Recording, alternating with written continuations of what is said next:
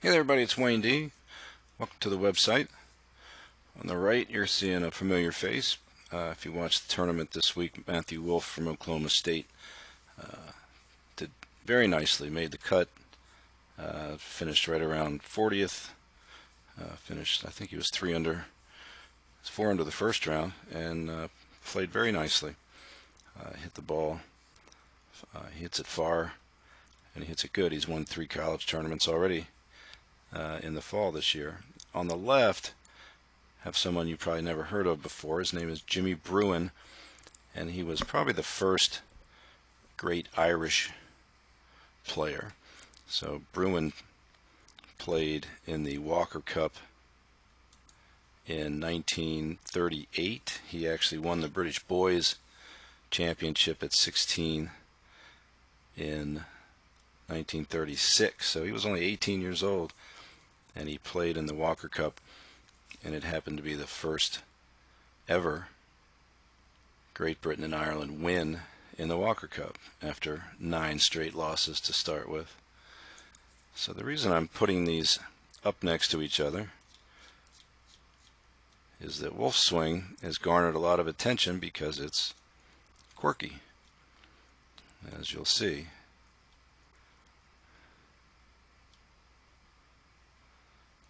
So certainly not a normal top of the swing position. If you're looking at positions P1 through P8, these don't follow the rules.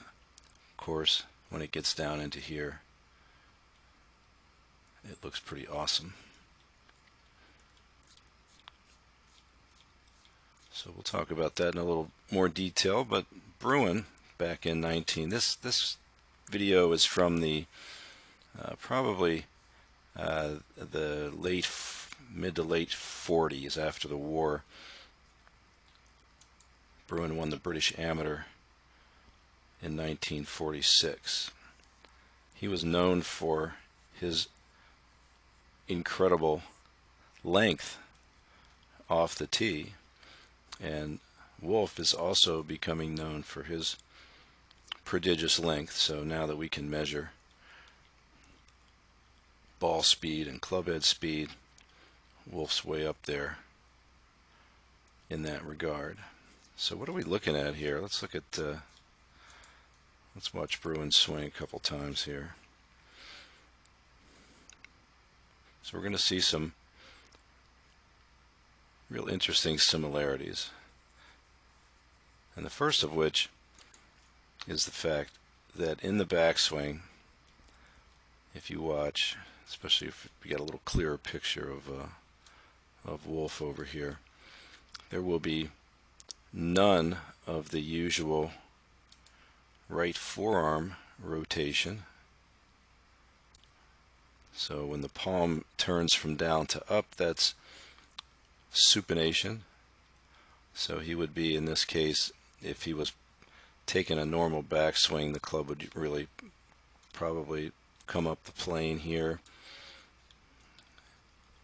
and then by the time the hands got to about here, where the grip would be like this, the club shaft would point somewhere in the neighborhood of on plane, which is there. You'll see golfers with the shaft more vertical. Every now and then you'll see players with the shaft flatter, but you don't usually see that. So what's happening here is the right forearm is just not rotating at all. So the left elbow is staying pointed down. The upper right arm is going to stay pointed this way. Now I'm talking about the flat part under the forearm is pointed down. So with no rotation in the hands, wrists, forearms, and the left shoulder coming under, see the shoulder turn has got a normal tilt to it. The right arm just keeps raising, and the club has nothing to turn it onto the plane, so it's just going to stay away over there.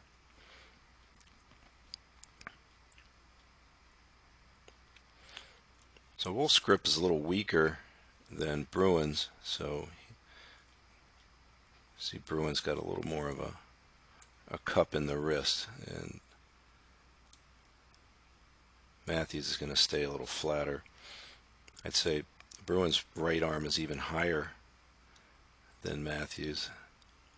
And now here's the key move. So anybody who doesn't think that the upper right arm, even in a normal swing, is going to do three things. It's going to adduct, which means the upper part of the right arm is going to move in a downward and forward direction.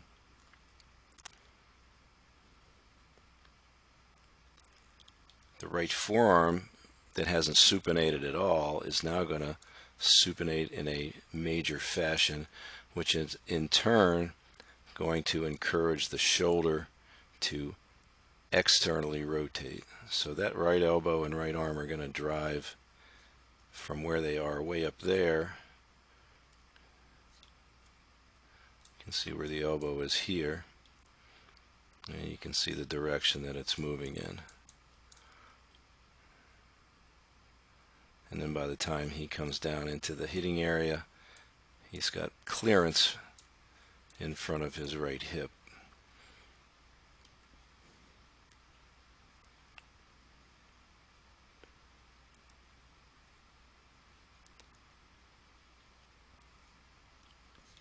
Now, in a full motion, if we watch, you can start to see where some of that power is generated.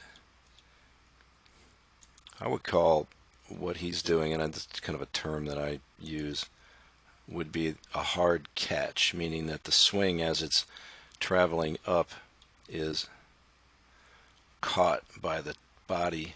So watch the left heel, and that's another thing. We'll see a couple more. I'll show you a couple other angles of Bruin. His heel is every bit as high, if not higher, than Matthews. So we're getting a large amount of hip turn with a fairly steep shoulder turn. So we get a lot of nice body coil there. Now watch the movement. We'll see that the heel is going to begin to descend right there, and it's exactly at the time that the club head begins to move sideways.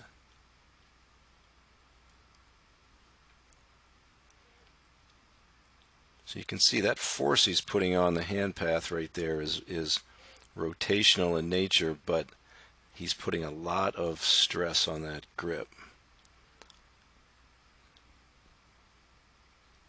So you can imagine if that shaft was more flexible, you would watch it bend as the club head weight tries to stay over here and his body moves that handle. You can watch where the end of the grip is here. So there's that movement down really exactly toward the ball.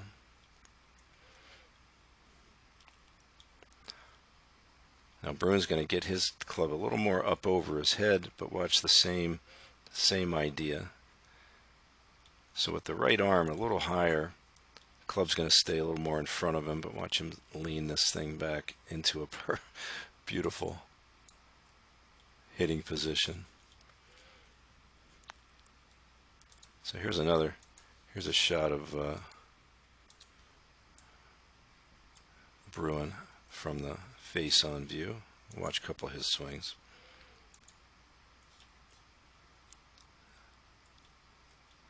So watch how that, without that rotation, there's nothing to keep that elbow from flying up in the air, and there's nothing taking the club behind him. It's going to stay all the way back in front of him.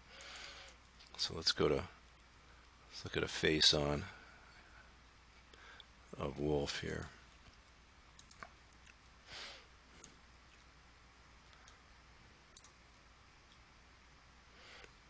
So obviously you can see that neither one of them has a real strong grip. I'd say Wolf's is weaker.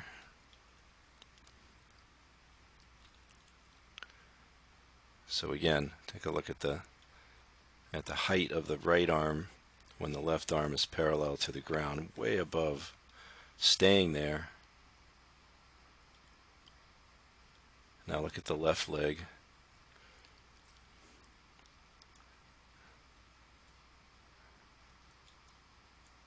And then here's the kick. So again, the right arm is going to adduct. The forearm is going to supinate, and the right shoulder is going to externally rotate. And that right elbow is going to come in front of the hip.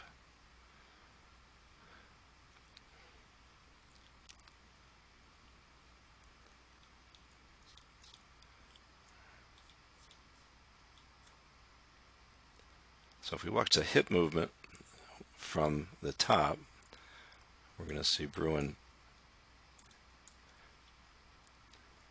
is going to move a little more forward off the right side.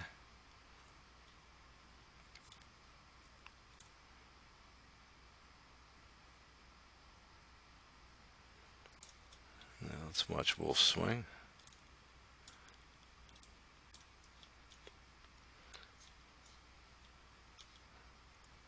So we're going to get a more of a forward placement of the hips at address, and then we're going to slide them back here.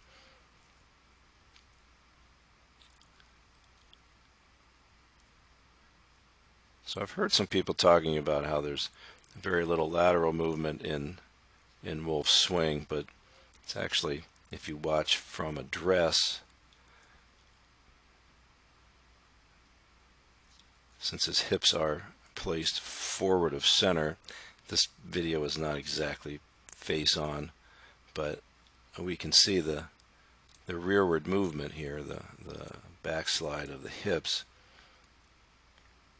So he could actually set up with his hips right here, which means that in the forward swing, that is lateral movement. So he is not just squatting down on his right leg, he is moving. But you can see the load that he puts on that grip is going to delay that club a long time, and he's going to have plenty of power. And you can also see the depth when his pivot drops his head down. Look where he is there, look where he was. So he's got himself loaded up on that left leg, and he can really push up, straighten that thing. And that's what you would call a front foot flyer. That front foot is going to wheel back.